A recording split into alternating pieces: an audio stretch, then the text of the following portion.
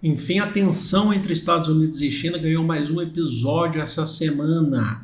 Mais um episódio de tensão. Agora não é sobre guerra comercial, tem a ver, logicamente, esse conceito de guerra comercial, mas é porque os Estados Unidos retirou, atenção, hein? Retirou do Departamento de Estado, do site do Departamento de Estado, que apoia a única China, uma única China. Em relação ao quê? Em relação a Taiwan. Vamos ver então o que está acontecendo agora. Já vou abrir para vocês aqui o que é que está acontecendo.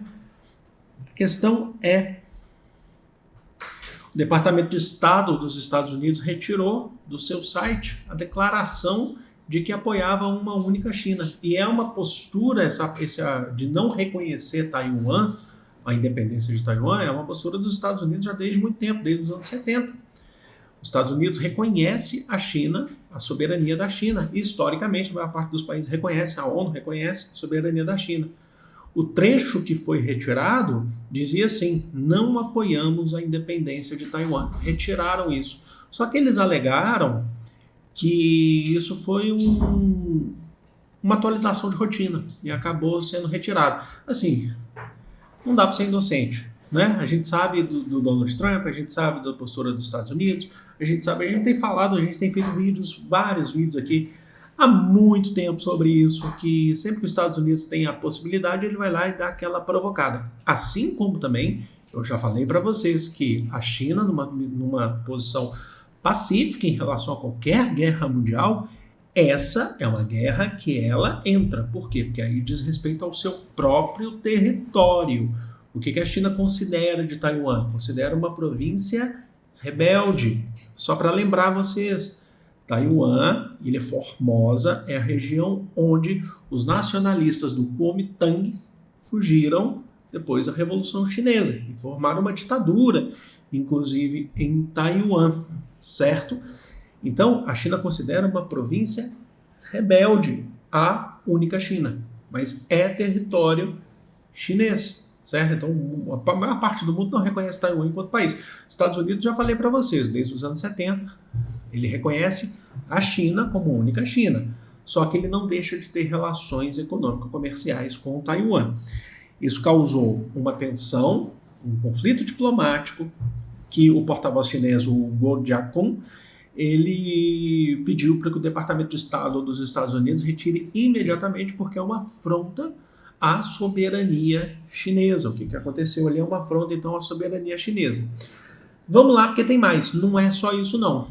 Há um contexto já acontecendo já há alguns anos que a gente teve mais uns episódios. Então, a gente tem uma tensão no Estreito de Taiwan, que é justamente essa região aqui, no Estreito de Taiwan.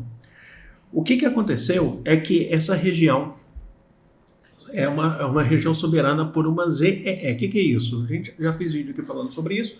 É uma zona econômica exclusiva chinesa, tá? E por ser uma zona exclusiva econômica chinesa, ela se estende por 370 quilômetros a partir do litoral. Onde está, então, esse território? O Estreito de Taiwan, então, pertence à China, certo? E isso é garantido pelas Nações Unidas, é garantido pela ONU, tá? Não é a China que definiu isso sozinho e falou, pronto, não, isso é garantido pela ONU. Se é garantido pela ONU, é referendado por os demais países da ONU, tá bom? Vamos lá. A Convenção das Nações Unidas, certo? No artigo 17, garante, não é só exclusivo da China, como eu falei para vocês, a passagem de navios de outras nações em estreitos próprios, só que de forma inocente. Você passar por um navio aqui não é proibido, mas de forma inocente. Então, por exemplo, o que tem acontecido no Estreito desde 2022? São passagens de navios militares. Por quê? Em 2022 a gente tem um pacto, basicamente, chamado de Estratégia Indo-Pacífico.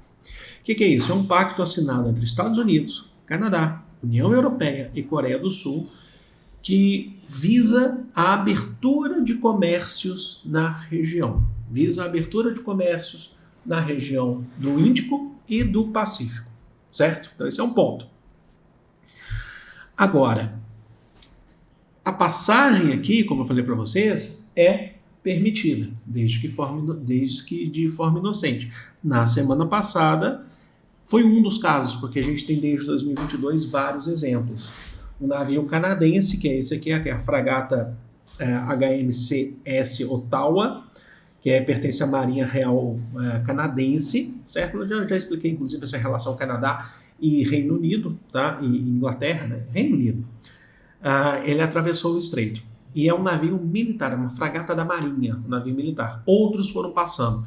Recentemente eu fiz um vídeo aqui falando para vocês também que a China também aumentou o suporte de seus navios militares aqui justamente por ser uma região de tensão.